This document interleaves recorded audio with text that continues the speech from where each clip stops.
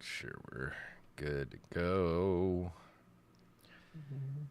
All right, we got that streaming. And I I'm got obsessed with the soundtrack from this game, by the way. right, like the soundtrack's Yeah, great. I mean, I it's was just like sitting. it's I was banging. sitting at my, I was sitting at my desk, and I was just like, It's so good. And then you play the game, and you're just like, "Oh my god, this is like torture." it looks pure evil. It is. It That's is an that's, evil, that's what evil I picked up game. on it. That's exactly what I'm going to talk about tonight. Is an evil, evil game. But I've I got can't wait to hear about it. I've got all my tabs open. Oh, actually, let me let everybody know we're here. I know I'm supposed to like log in early and like let people join in, but I just who's got time for that? That's all right. All right, now here we go. All right, We here got a we go. couple that's just joined. Awesome. Here we go. In 3, 2, 1.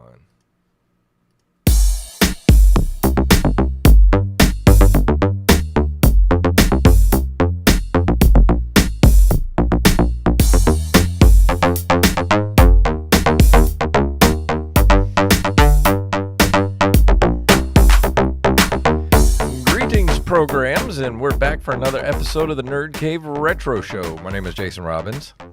And my name is Derek Diamond. I didn't know we were going to be ring shirt brothers today. I didn't even notice that. I till a know. second I ago. saw that when we started. I haven't wore this shirt in a while, so I'm like, you know what? I'll break out the ringer shirt for the show I tonight. love these shirts, man. These are awesome. Yeah, they're not bad. Yeah, I like these. These are my favorite type of shirts. That's the color gray you're wearing is actually my favorite, like that kind of dark charcoal kind of gray Yeah. with the black. That's some good stuff. Yeah, I got a royal blue one too. I bought a couple at work the other day, special ordered them, so I'm wearing it Nice. for the show tonight. The Break it the in. the perks of the job. Well, how was your weekend? It wasn't too bad. I can't believe that we're already in June. No I know we kidding. say that like practically every week that we can't believe we're this far into the year, but yeah, we're in June, which means if you're in the South, you know how hot it is. Um, yeah, my wife's best friend's birthday was Saturday, so we had a little get together for her, and some of our mutual friends kind of did that for the majority of the day, and then Sunday kind of relaxed towards the beginning of the day, and then spent the evening just kind of working on stuff for Samantha's movie. So it Awesome. was both a productive and a chill weekend. What Yeah, about you? I had a big show with Falls from Grace this weekend at the Impact Center in Gulfport, Mississippi. And man, that was a nice place that we played at. They a lot better than most of the dank, dirty bars you get to play in. The dives, if you will. Yeah, I mean, it was like they had dressing rooms and everything. It was awesome. What was the place called again? It was called the Impact Center, That's such a IMPAC. cool name. I The know. Impact Center. Why didn't they just add a T to the end of it? Like, just make it the Impact Center. Like, that just sounds awesome. It does. Like I'd want to. It feels like you'd watch some wrestling matches there. Yeah. Come down to the Impact Center. This weekend down at the Impact Center, come see Hulk Hogan against Randy Savage. Sunday, Sunday, Sunday. Sunday, Sunday. But yeah, it was a good weekend. Very tiring, and that's about it. I'm ready to pass out. Is what I'm ready to do.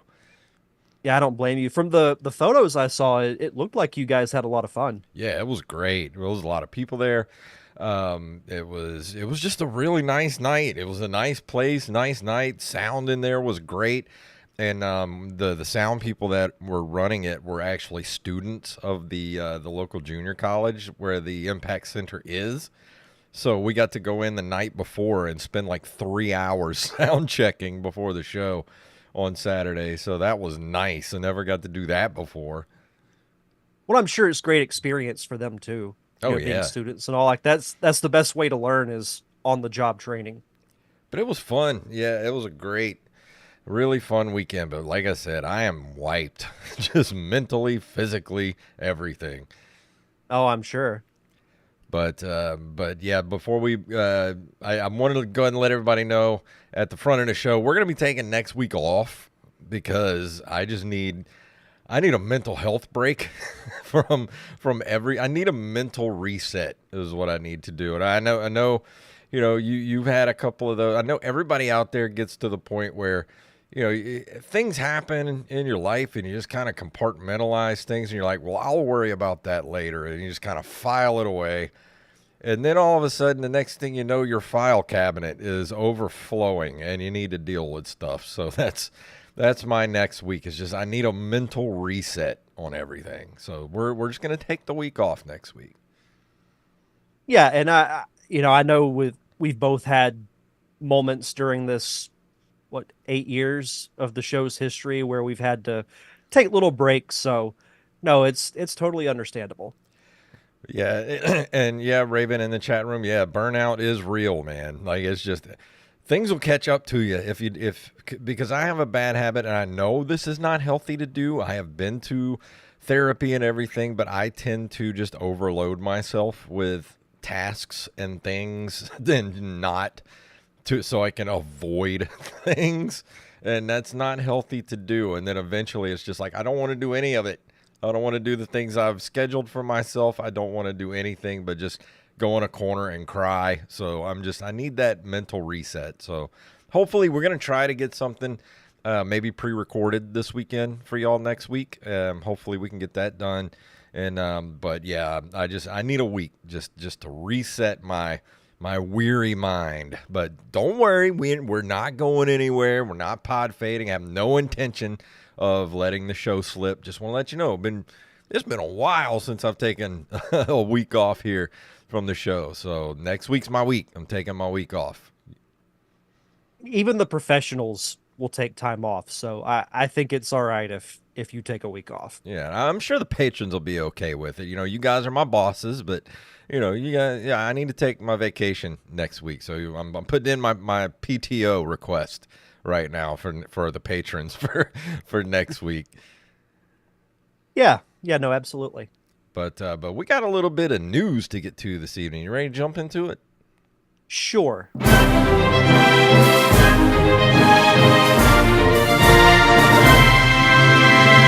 Some of tonight's stories were submitted to us by Mr. Armez Jackson himself. And if you have a news story you'd like us to cover, send them to nerdcaveretro@gmail.com. This first story is, of course, from Nintendo Life, and it is Dragon Quest III HD 2D tease confirms platforms and nothing else. Say that 5 times Yeah, fast. no kidding. I didn't have to say that out loud until now. But yes, it is coming to Switch. News regarding the upcoming Dragon Quest III HD 2D remake has been rather thin, but judging from a short tease posted on X by Mark Dragon Quest Day, it looks like we'll be getting a lot more information very soon. Not much to go on, but what he did was he said he just posted The Legend of Erdrick, I guess that's how you say it, Erdrick draws near, and it will be heading... let's see, they did get confirmation that it will be heading to the Nintendo Switch in addition to Steam, Windows, PlayStation 5, and the Xbox Series XS. Let's see, last communication they had was in September 2023, during which series creator Yuji Horii stated that development was progressing quite steadily. Square Enix has been utilizing the HD 2D art style liberally in recent years with the likes of Octopath Traveler 2, Live a Live. Is that how you say that? I think so. And the Triangle Strategy, all showcasing stunning visuals. So if you're into the Dragon Quest series, this is probably pretty good news to you. Yeah, and there's a video attached to the article as well. It's just a little teaser with the logo, and it says the legacy begins. So you don't really get any information from it. I'm excited to see what it looks like because I love the art style and the graphics for Octopath Traveler. I know exactly what they mean by the HD 2D kind of look. So even though I'm not a Dragon Quest fan per se, I've never played any of the games, but I'm curious to see how this looks. It seems like that's a very Sea of Stars type of aesthetic that HD 2D look, and like I think that's my favorite new thing in games. I love that look. Yeah, it's timeless. Oh, And absolutely. it looks great now, and it'll look great 50 years from now. And like we said before, we really need to get into the Dragon Warrior series, and maybe I'll start playing it here soon, the very first one, and then we can just kind of go from there. Because I know these games are beloved. I just never could get into it, and I got that original. I still have my Dragon Quest that or Dragon Warrior, I mean, that I got with my Nintendo Power resubscription back in what was it, 1990, and you got you redo your subscription for a year, and you got a free Dragon Warrior with it. And I played it for maybe an hour back then, and then just kind of have dabbled in it here and there, but I've never really got into it. Sounds like a great summer project for the both of us. It does. And nothing better than staying indoors playing video games while it's blazing hot outside. Or it's just going to rain. Yeah, the Like one of the I was two. telling Samantha this. I feel like for the last 4 Mondays it's rained. Like it rained here right before the show started.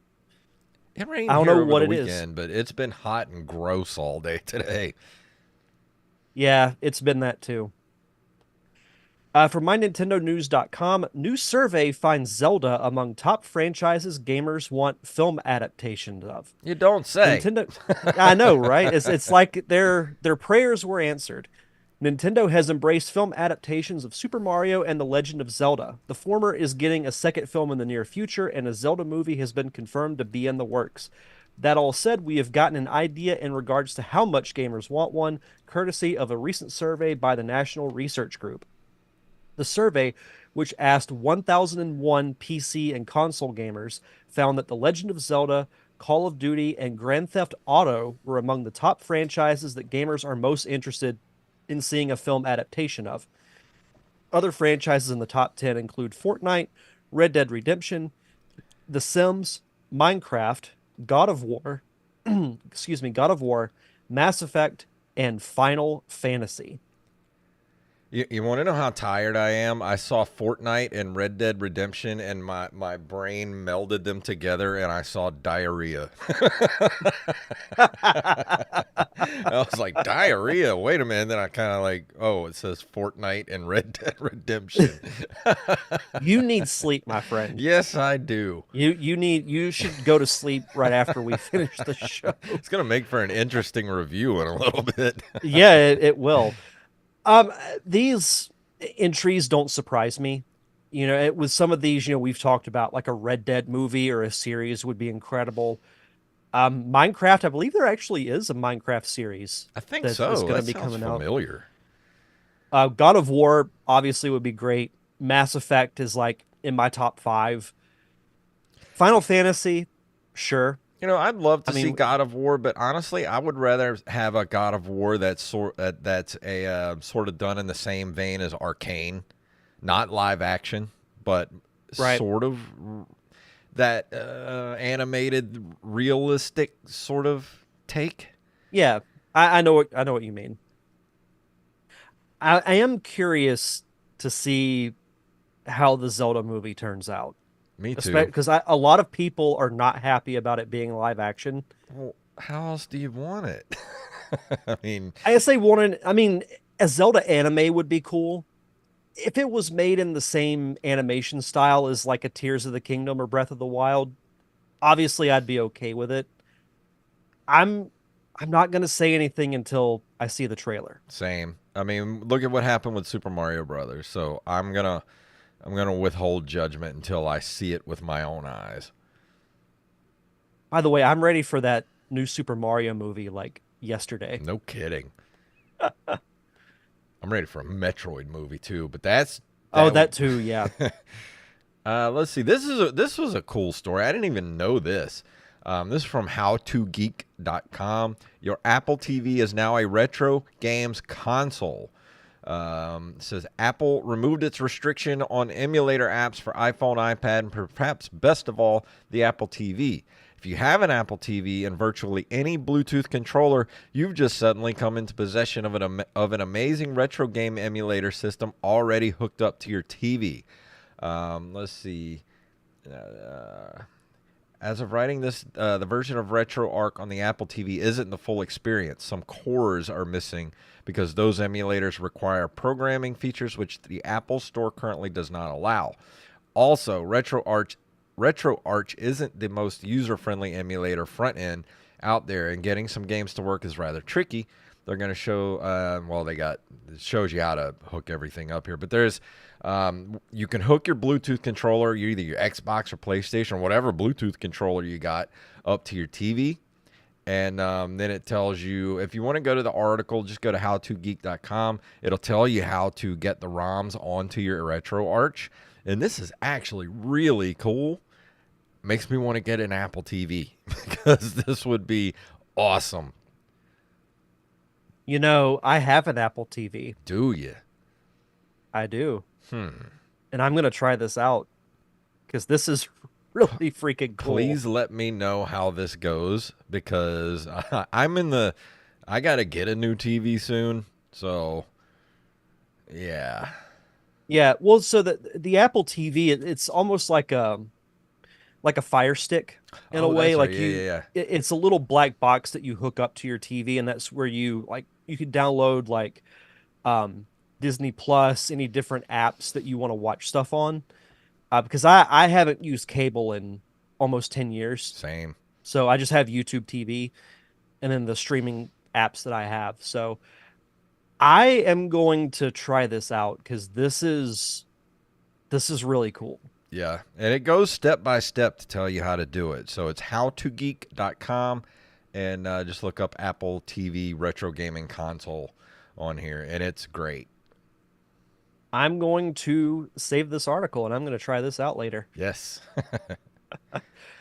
Our last story comes to us from GameRant.com. Sega leaker gives updates on retro game revivals. Excuse me. A prominent Sega leaker has provided fans with updates regarding the retro title revivals that were previously announced at the Game Awards 2023.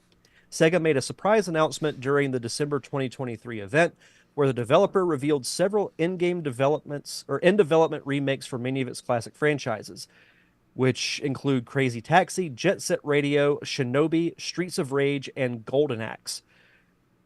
Let's see. It's kind of a long article here. In a new set of tweets from Midori, she clarified that the Jet Set Radio and Crazy Taxi remakes are being developed with most of the original staff, and that these remakes are being developed using Unreal Engine 5.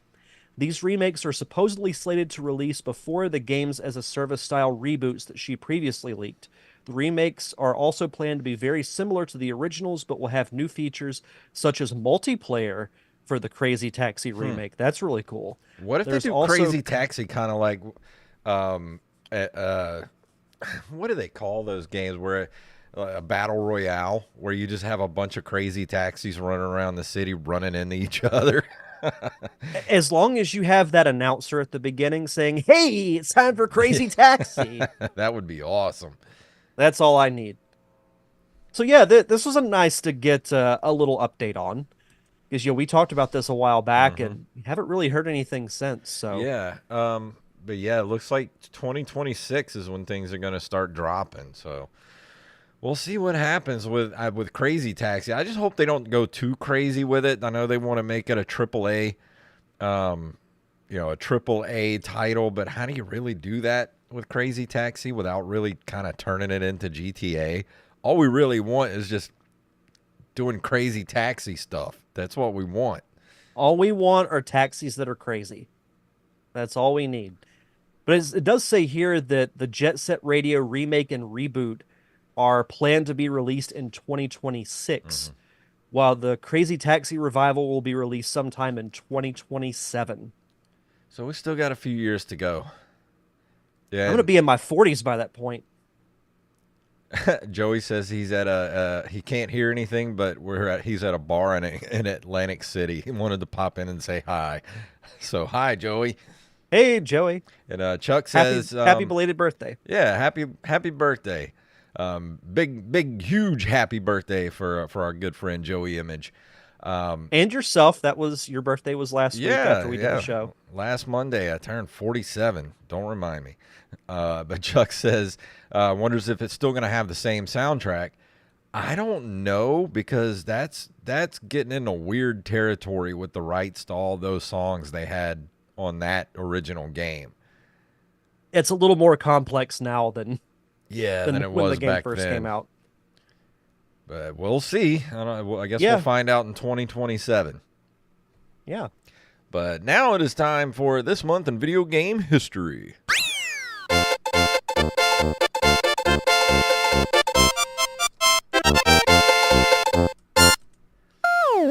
In June of 1985, Atari Corporation releases the 520 ST, the first personal computer with a bitmapped color GUI. I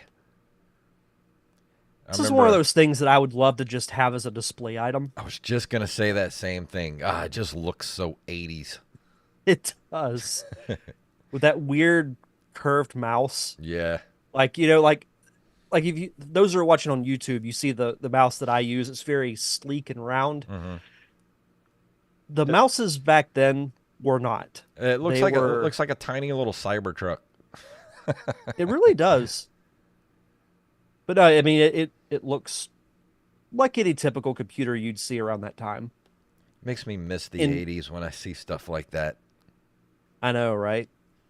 June of 1998, Nintendo releases the last issue of Nintendo Fun Club News, And which 90, was issue number 7. I thought that's what turned into Nintendo Power. That's what I thought too. Let me pull this up real quick. I thought I put the link in here. Because I thought the Nintendo Fun Club then turned into Nintendo Power in like 88, was it? Well, the interesting thing is at archive.org, you can find the full issues of Ooh, Nintendo Fun Club News. sweet. I'm looking at them right now.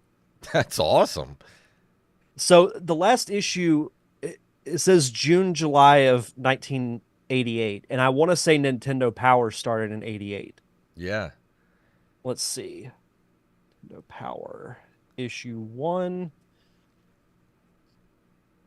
Yeah, July, August of 1988. Yeah, so this is supposed to be 88, not 98. Yeah.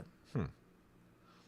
So this is the precursor to Nintendo Power. hmm And I started with like issue 2. I still never got issue 1 with Mario 2, and I know Joey has it because he showed it to me, and I was like, oh, I want this so bad. With the claymation look. Yep, it looked great. I love that. We don't do Yeah, claymation covers anymore for anything. it was one of my favorite covers of like any magazine. Is that issue 1 of Nintendo Power? Miss claymation. Let's see, June 14th of 1994, Donkey Kong 94 is released for the Game Boy in Japan. One of the best games for the Game Boy, and I didn't know this, but with the Mario versus Donkey Kong games, the gameplay is very similar. Like Really? in Donkey Kong 94, Mario can do all kinds of like flips and somersaults, and you can climb things and hang off of cables, swing yourselves off of cables. It's a really, really fun game. And now that I know that Mario versus Donkey Kong is in kind of the same style, I might give the original a shot You should. because I never really had any interest. But the cool thing about Donkey Kong 94 is this was also around the time the Super Game Boy came out for the Super hmm Nintendo.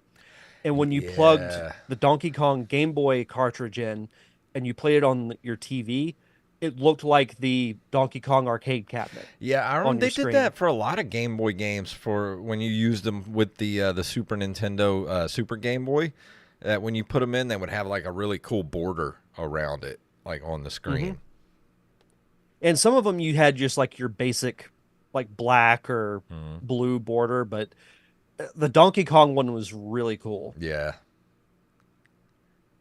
June 30th of 1997, Star Fox 64 is released for the Nintendo 64 in North America, and I still say this is the best Star Fox game of all time. Really?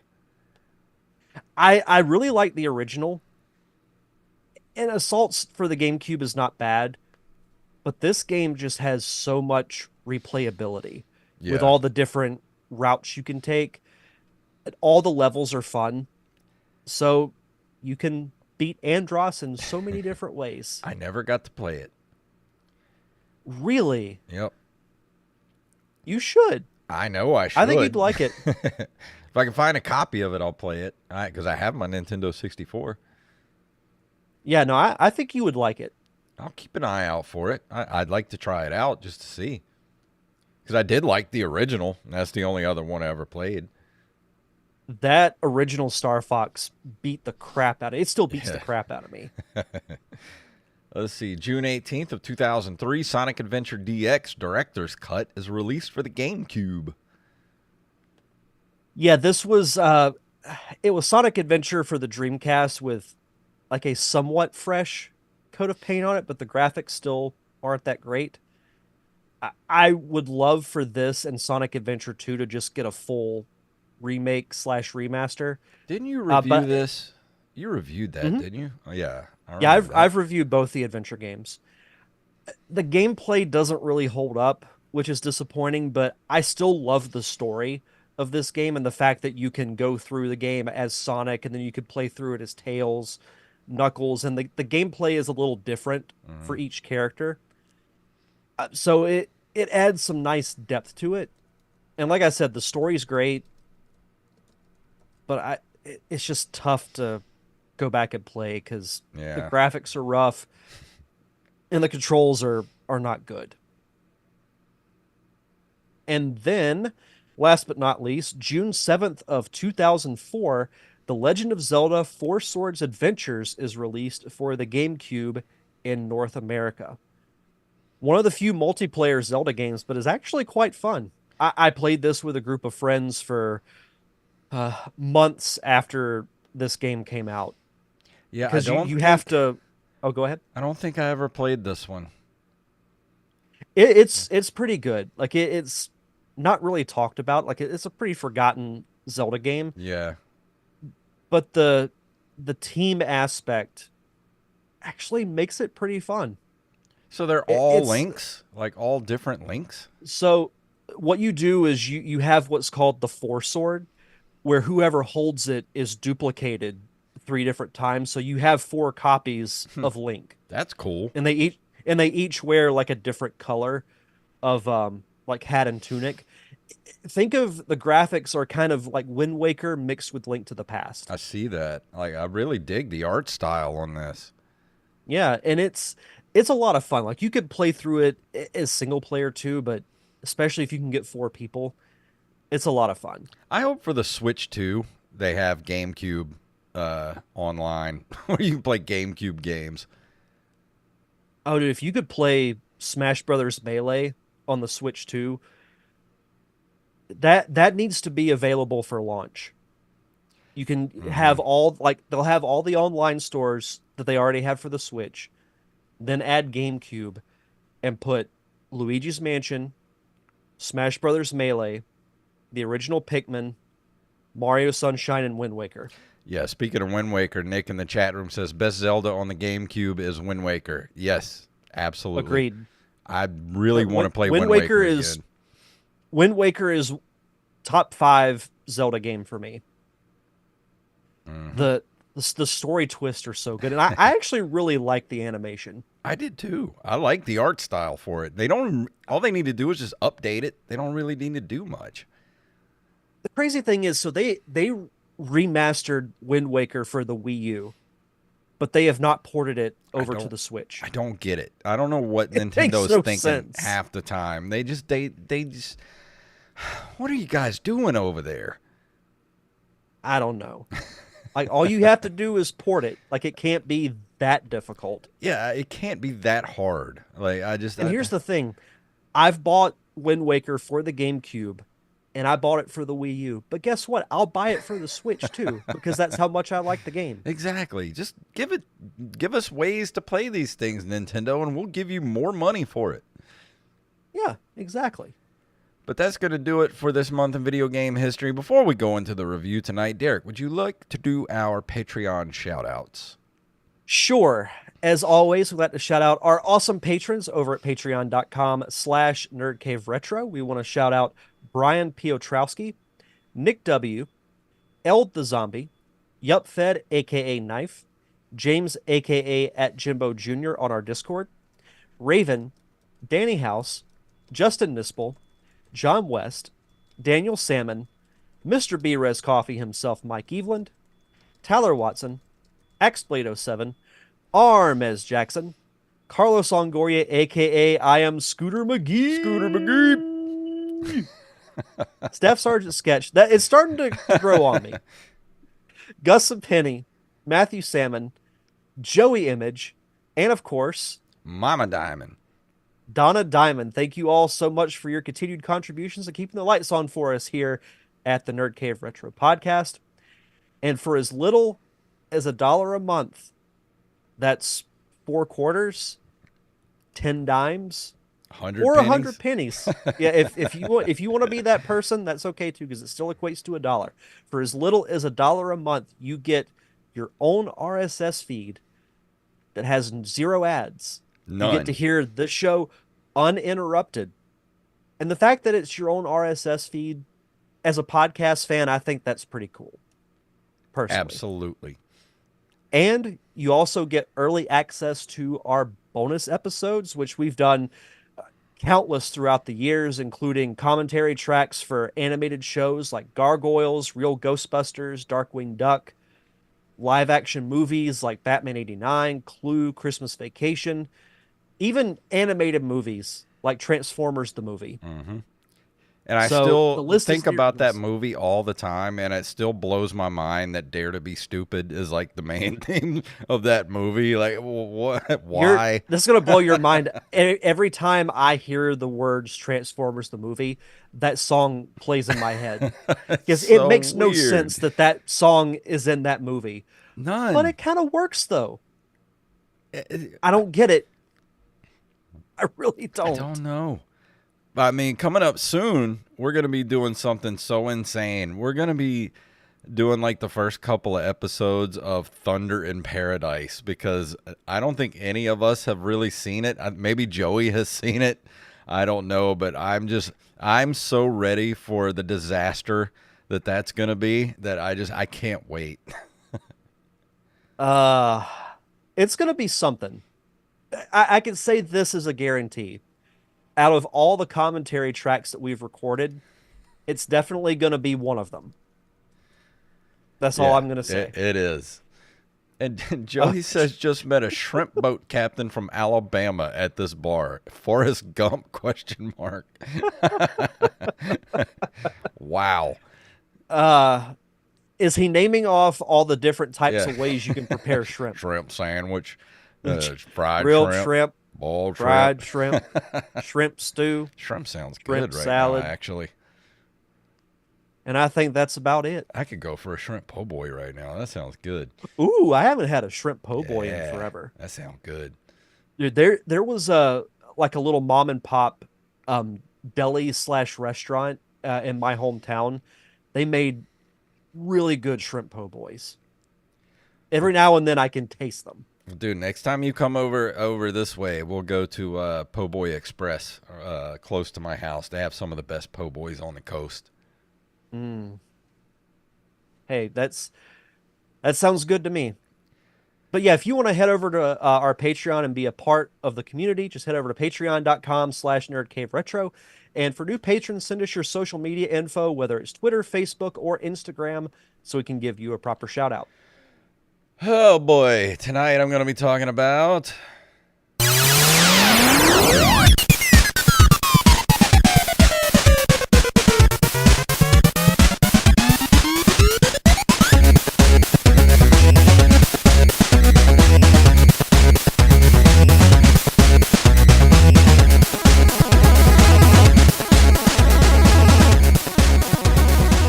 Don't let that awesome music fool you. I'm going to be talking about Silver Surfer. It is a 1990 scrolling shoot-'em-up video game developed by Software Creations and published by Arcadia Systems. It was released in November of 1990 exclusively for the NES. It is based on the Marvel Comics character Silver Surfer. In it, you control the character through various levels that alternate between a side-scrolling and an overhead perspective. Each stage is divided into sections, and at the end of each section, a mini-boss appears, and then the Silver Surfer must shoot the main enemy while many others attack as well. And I never got that far to actually fight a boss because I can barely get 30 seconds, not even, that's generous, 10 seconds into the levels is about as far as I can get in this damn game. That's ridiculous. Like that's stupid. You know, I've heard stories over the years about this game. And I watched some gameplay.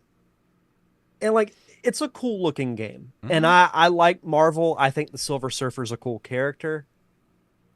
And you think with him having his own game, you're like, okay, that's pretty cool. But when you look at it, you're like, this is just evil. Here's the thing. As the religious folk would say, this is not of God. I loved the Silver Surfer when I was a kid. I had a ton of the comics.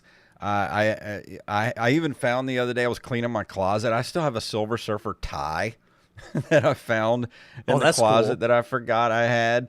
And I was so excited for this game when it came out when I was a kid, because it was advertised all over the place, especially in comic books. You know, you go pick up a Marvel comic and there's, you know, have a big Silver Surfer video game ad right in the middle of it. So I was excited for this game, and I remember renting it when I was a kid, and now playing it again, I remembered why I never bought the game or rented it ever again after playing this game. Because this game is deceiving. I mean, the box art itself looks so cool. The game itself, the graphics, the way it looks great. And you heard some of that music. Me and Derek were talking today. Derek texted me, he said, I've been listening to the soundtrack and it's awesome. Like, yes, the music is great. But this game was made by Satan himself. Because it's so hard. Which is ironic because Mephisto's one of the villains in the game. Mephisto himself made this game. And here's some of my notes. The very first note I wrote in here, why in the hell does touching a wall kill me? Please explain that to me right now. If you're in the chat room, I don't care. I'll wait. I'll post the episode and I'll still be sitting here waiting for somebody to tell me, why does touching a wall kill me? I wish I had an answer for you. Because here's the thing, especially on the overhead levels, if you watch gameplay of some of the overhead levels, you have to, like, you're going through like a valley in like the mountains. And there's stuff popping out of the ground. There's stuff flying at you. And, you know, you got some tight squeezes you got to get through these levels. But if anything, if you even graze the side of a rock, it'll kill you. Like, why? Your skin is made of silver. Like, why would touching, and you're from outer space, you can live in the vacuum of space and fly around on a surfboard through space. You're the Herald of Galactus. Why does touching a rock kill you? Clearly, whoever created this game did not read a single issue of a Silver Surfer or Fantastic Four comic. And the next note says, one hit kills suck. I Not know just suck. I put about 18 U's in there and the word suck. And I know that's a shooter trope because it's the same thing with like Gradius. Well, at least with Gradius, you can get like shields and stuff. You know, R-Type, you can get shields. You don't get anything with the Silver Surfer. You literally have one life, like one hit. You take a hit, you're dead. Luckily, I did make it to a couple of checkpoints in each level, but that's it. That's it.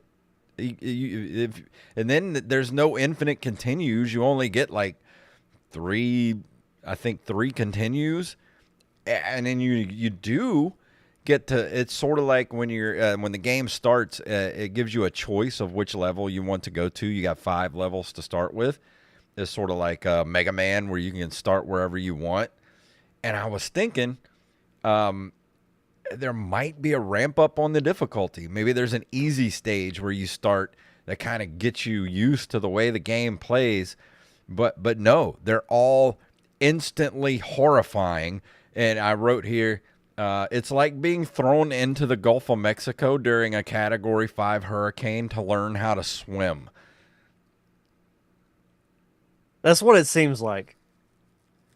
You know, you mentioning the continues. I'm honestly shocked that this game doesn't start you out with just one life and 0 continues. It's like you die and it's done. They don't even give you like a password system in this game. It's like, oh, you got to finish all this in one life, the whole thing. It's so evil. And Nick in the chat room is right. The worst thing about this game is you really need a turbo controller. And yes, I did have an NES Advantage when I was a kid, and that would have helped with this game. And I did turn on, because I emulated this the other day, and I did turn on turbo, because that's the only way you're going to get through this game, or you're going to be sitting there hitting the A button constantly. Just going to get like calluses all over your fingers. It's not. They hated children is what I get from this game. They wanted to torture us as children. Well, it says here there's a cool GIF on the Wikipedia page of the Silver Surfer. And it says it's widely regarded as one of the hardest video games on the NES, a quintessential example of a Nintendo hard game. Yeah, this game sounds like a level up from that, though. This makes Ninja Gaiden look like Bubble Bobble or Tetris. Like it makes Ninja Gaiden seem pretty easy. And this game, like I said, I can barely get last 20 seconds, if that, before I get killed. Yeah, it says here, while enthusiastic about the game's presentation, GamePro noted its intense difficulty. You'll battle seemingly endless waves of tanks, monsters, mutants, ghosts, bats, and robots. Opponents always attack in groups, most taking several hits to destroy, and none of them are slow. That's another thing. You get a one-hit kill. Everything else takes at least 2 to 4 or 5 hits. I never really knew, because things would just fly at you and you just shoot it, and then it would just run into the front of your board. Like you just can't, because things are just flying around the screen with at random.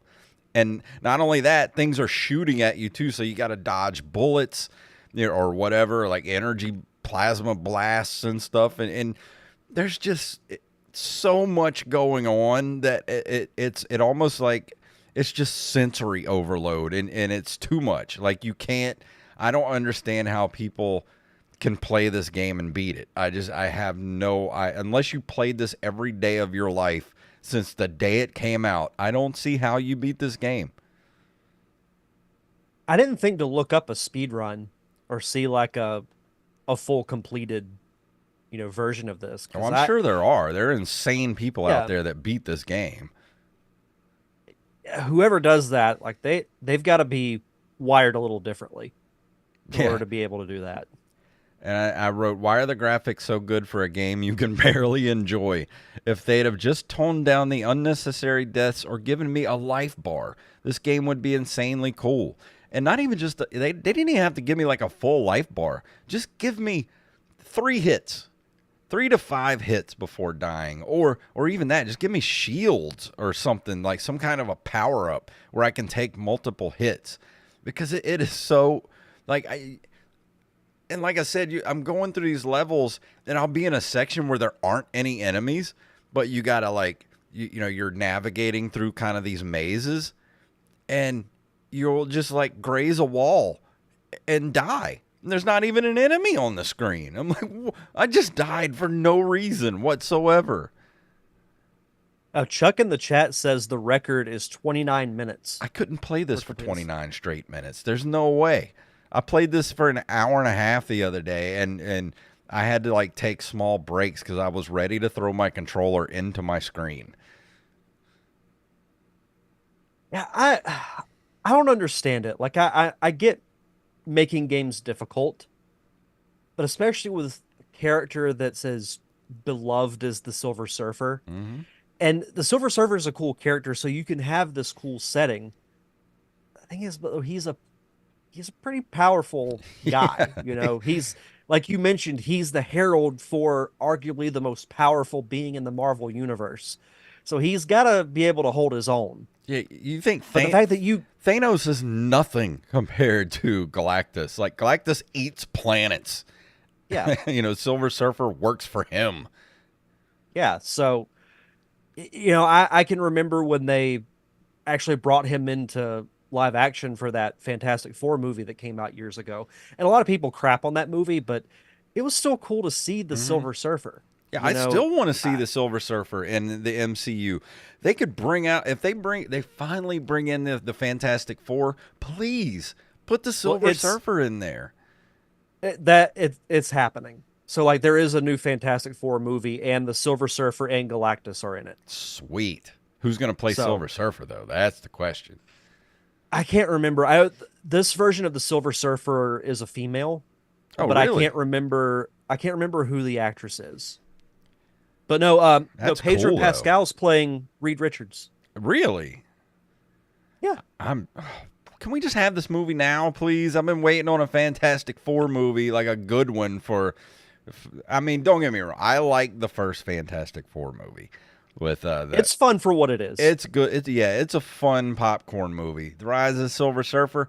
I when I went and saw that in the theater, dude, the last fit in the there was like 15 minutes of the movie left, and literally power went out. Like in this whole city, like just went out of power, and so the emergency lights came on.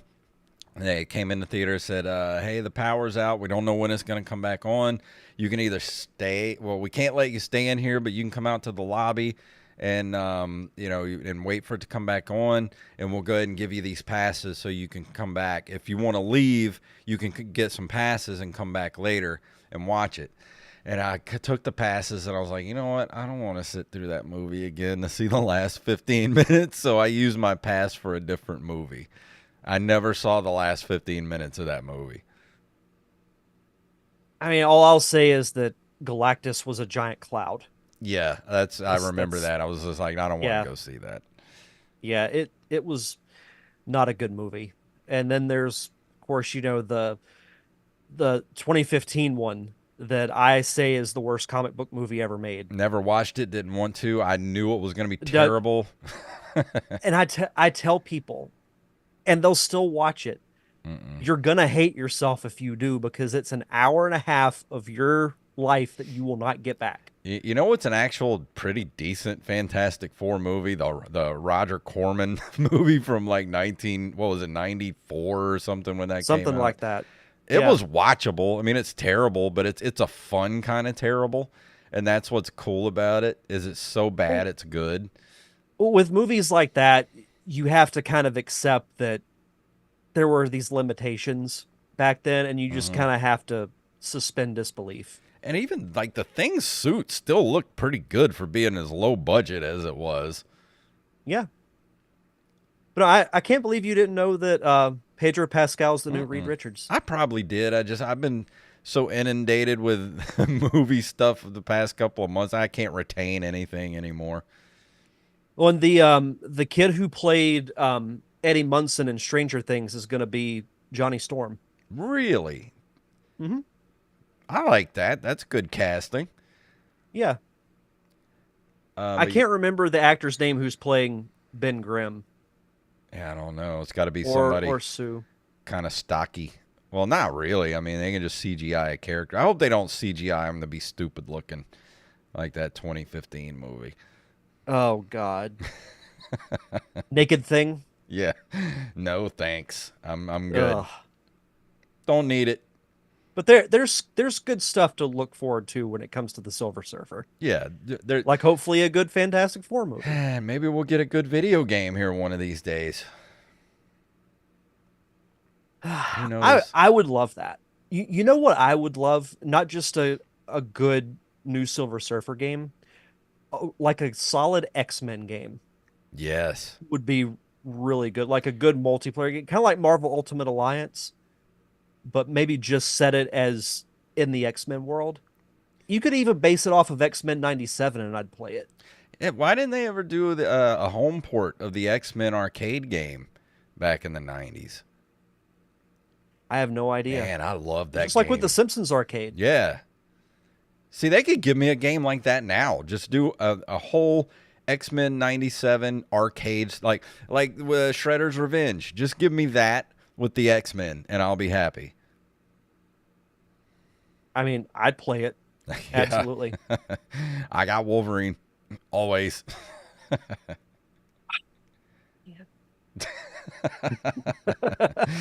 And the last... one quick thing about the X-Men. Did you see the Deadpool and Wolverine popcorn bucket? Yeah. If you haven't seen the reveal trailer for that popcorn bucket, go look it up right now on YouTube. Yeah, it's hilarious. It's so good. It is so good. Did you see the new meme somebody put out with you see Scott and Jean kissing with Wolverine? Looking at his face as the popcorn bucket. That actually made me laugh out loud this morning when I saw that. I read that one of the next teaser promotions for that movie might be, the popular meme of Wolverine laying in bed and he's looking at the picture of Jean. Yeah. It's going to be Deadpool doing that exact same thing, but looking at a picture of Wolverine. I can't wait for this movie. It's going to be so fun. That's going to be... Oh, I can't wait. That's going to be great. Oh, man. Oh, yeah. And speaking of movies, I saw Furiosa last week, and man, that movie was freaking awesome. If you haven't seen it, please go see it in the theater. Just do yourself a favor. Go see it in the theater. It's great.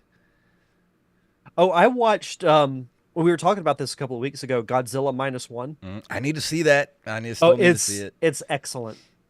It's probably my favorite Godzilla movie. Really? And the effects for what the movie is are awesome. Like it deserved its Oscar win.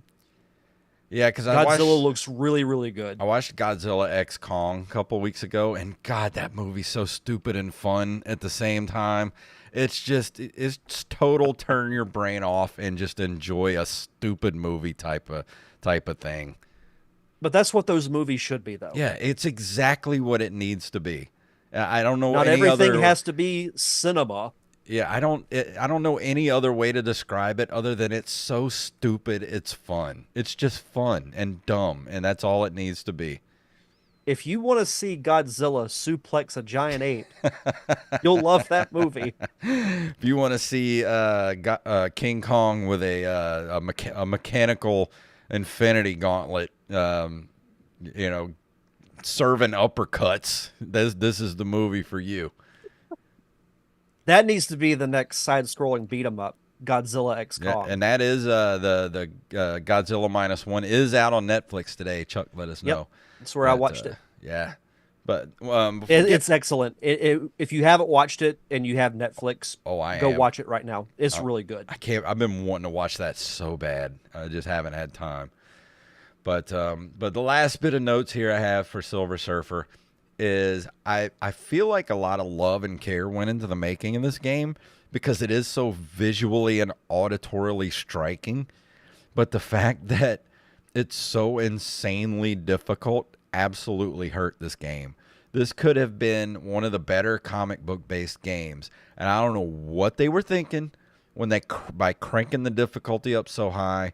And I guess they were trying to make the game longer by making it harder, which is what they used to do back then, because we used to think these games were insanely huge, but they're not. They're really short. They're just hard. And that's what made Nintendo games Nintendo. They're hard because they were trying to make the games longer. But why not just make the game a little longer and make it enjoyable? Like throw another couple of levels in there. Just 2 or 3 more levels, make it to where you can take a couple of hits instead of one-hit deaths. That would have fixed this game right there, to where you could take more than one hit, at least 2, 3 to 5 hits, or just a life bar, or shields, something to absorb some shock in this game, instead of just being made of wet toilet paper. He's not the Silver Surfer. He's the wet toilet paper surfer, is what he is. I love that. But no, they could have started by making this game playable. Yeah. And then go from there. And then, like, if you're gonna have a game where turbo is just necessary, then just make the button turbo. Just if you press the A button, just have him constantly shoot instead of having to constantly hit the A button. Because why? I mean, what are you thinking? Like, somebody had to play test this game and have some things to say about it. You know what Nintendo should have done, and this could have made them a little more money? Make a combo package that you could get with Silver Surfer and a turbo controller. Yeah, like with an NES Max and Silver Surfer with an NES Max, like $60 back then would have been awesome. Yeah. Just or even the lean Advantage. into the fact that it's borderline unplayable. Like I was one of the lucky kids to have an NES Advantage, but that's because I did some wheeling and dealing for mine. I traded some G.I. Joe stuff for it, and rooked some poor kid out of an NES Advantage by giving him some of my unwanted G.I. Joe figures and maybe a couple of vehicles, because the NES Advantage was not cheap back then, and it was great for stuff like this, where you needed a turbo button for. But I don't think I had it at the time when I played this game, because if I would have had a turbo button, I probably would have liked it a little more and been more willing to give it more time to learn the game and all the patterns and all that stuff. But without it, it's unplayable.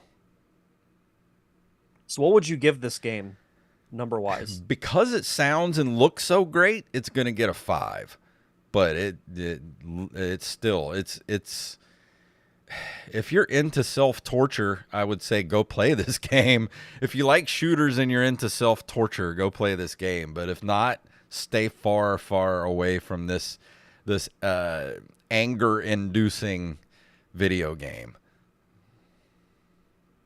I'm surprised you gave it a score that high. I only gave it that high because, dude, just look at the box art. I mean, it looks like a comic book. Yeah, it's great. The visuals of the game are great. The music, you heard the music. The music's awesome. Like, and that's the sad part. Like, you got all this. I want to keep hearing this great music, but I keep dying every 10 seconds. So that's all I ever get is 10-second chunks of this great music because I keep dying. But I've memorized those 10 seconds. Yeah. And they're pretty great. Because this game was like, I played it on, like I said, I emulated this.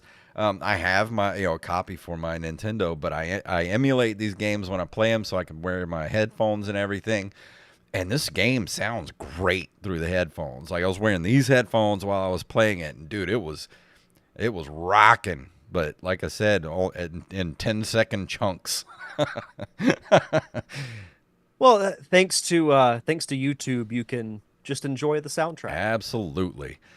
But that's going to do it for that review. And if anybody out there that loves the Silver Surfer, I'm sorry to crap on your game, but it's too damn hard. And I don't know what you're doing to yourself to enjoy a game that hard. I'd love to talk with somebody that like adores this game. If we could get somebody on this program that, as a matter of fact, I might look up and see who the world record speedrunner is and see if they'll do an interview for the show. Be like, how did you do, like, what possessed you to want to speedrun this game? First question, how? How? Second question, why? But that's going to do it for this week's episode. Next, we are, like I said before, we are taking next week off. So we're not pod fading, but we're going to try to have something for you next week. But when we come back, what are you doing, Derek? So we're coming up on the anniversary of Sonic the Hedgehog, so I thought I would review the final Sonic game for the Sega Genesis, Sonic 3D Blast, and it's a Ooh. game that I have not played probably since the early 2000s, whenever the Sonic Mega Collection came out for the GameCube. So it would have been like mid 2000s. Um, I don't remember being a fan of it necessarily, so I'm sure I'm excited to see if my opinion of that will change. So that'll be my next review. We shall see. The sound. I thought 3D Blast was for the. Oh, what It was was? for the Saturn too, Okay, yeah, but it was yeah. I was also gonna for the say. Genesis. Okay. Was it a CD or was it cartridge? I want to say the Genesis was cartridge still. Hmm. I never played it for the Genesis. I've only played it on the Sonic Mega Collection that came out for the GameCube, Oh, okay. and I still have my copy of it. Because So I have seen this before. I never played it, but I did see it for the Saturn. the Saturn, And it yeah, looked good, but it looked kind of crazy. Like I didn't really know what was going on in the game. it, it's it's one of those things like we've talked about how Sonic doesn't work as well in 3D. This is one of those situations from what I Yeah. can remember anyway, but we'll see what my opinion is here in a couple of weeks. Yeah, I'm interested to see how you feel about Sonic in a 3/4 view environment. See how that works. We shall see. But what's going on with the new show? You changed the Derek Diamond experience. It is going to be Real Wisdom. That's REEL, like a film reel. So I'm probably going to be launching the show in mid to late July. But until then, I've picked a few episodes from the feature presentation podcast that I did a couple of years ago that I think will serve as a nice bridge between the Derek Diamond experience and Real Wisdom. So once I get a date set of when I'm actually going to launch the show, I'll start releasing those archived episodes. So look for those probably within like the next, I'd say 2 to 3 weeks at the cool. latest. So you can follow the show at linktree.com/realwisdompod. And if you want to check out stuff that's going on with my wife Samantha's movie, go to facebook.com/plain Jane movie. We also have a GoFundMe that we currently have running to try and get the cast and crew paid. So if you Yeah. want to check out the perks, we have perks for as little as $1. Just like our Patreon here on the Awesome. show, you can get something for as little as $1. So facebook.com/plain Jane movie. And for the Open Micers podcast, last week we had our fact checker, Mr. Wally Phelps. And of course, I am Scooter McGee was on the show last week for the Ready to Believe You podcast crossover that we did. And man, I had some fun on that episode. And if you haven't checked out the Open Micers podcast yet, it's probably the tamest of Open Micers podcasts we've had. Not too I'd say that's accurate. controversial. So go check it out. And then if you go check out the Ready to Believe You podcast, because I like what those guys are doing, even though they make fun of me every single week over there on that episode, on that podcast for some reason. But I'll say this though, they keep talking about you. Yeah. So I'm living rent free in their heads is what's happening.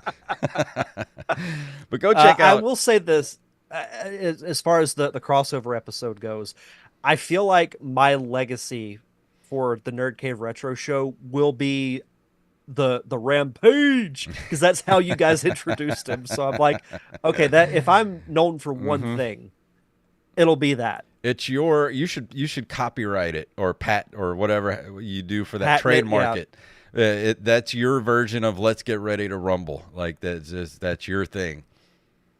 Rampage. But yeah, go check out at Open Micers, Twitter, Instagram, Threads, and openmicers.com will take you everywhere you need to go. And of course, we have our merch store. I want to tell everybody our embarrassingly retro merchandise is still hot off the presses there at our merch shop. So go get your embarrassingly retro t-shirt and show us the love. You get a t-shirt, send us a picture and we'll post it up on the interwebs. And I think that's gonna do it for this week. Derek, is that everything? I believe so. Well, let me play some music here. If you want to email us at nerdcaveretro@gmail.com. Nerdcaveretro.com is our link tree.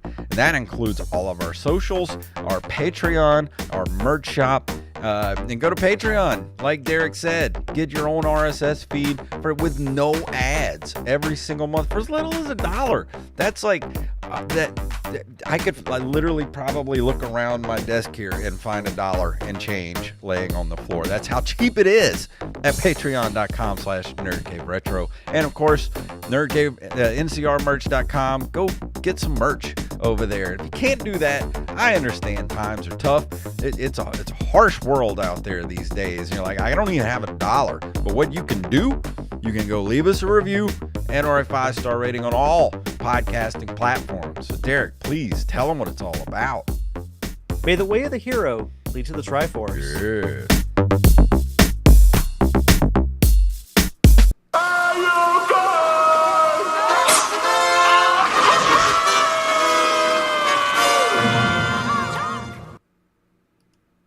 And that's an episode. Sweet. Yeah, Chuck says the record speed run for Silver Surfers on YouTube. So I'm going to have to look that up later because that's just, I can't even fathom it. Like, what do you have to be on to beat that game? A lot of speed, a lot of cocaine, maybe some coffee, lots of it. A lot of stuff that may or may not be legal. It's the only way I can see you can beat that game. Like, because I played it for about an hour and a half, and I was just like, I'm done. Like, I'm completely done. I can't keep. It's literally like smashing your face into a wall over and over again. And there's a lot that's right about that game. Yeah. Like, it looks great. I love the music. I like the setting. It's the setting I would make if I were making a Silver Surfer game. But it's just, I don't know. Apparently developers had a real bad day. It would have been so easily fixable, and that's the disappointing thing about it. It's so easily fixable, but that's the world we live in now, where you can put out a game that's broken and then you can eventually fix it over, a year's time with updates. But back in the day, it's like the game was broken. It was just broke. That was it. There was no fixing it. You just had to deal with it. Yep. You just had to work around it. But thank you guys for hanging out with us, and we'll see you in 2 weeks.